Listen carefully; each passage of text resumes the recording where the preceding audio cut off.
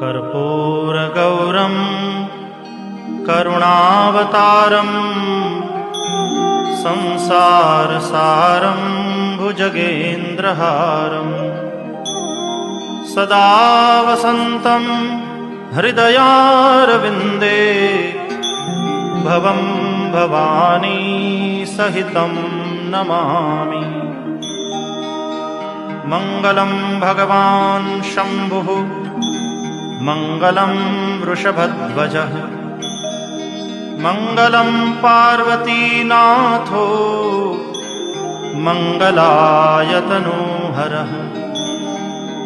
सर्वमङ्गलमाङ्गल्ये शिवे सर्वार्थसाधिके शरण्ये त्र्यम्बके गौरी नारायणि नमोऽस्तुते।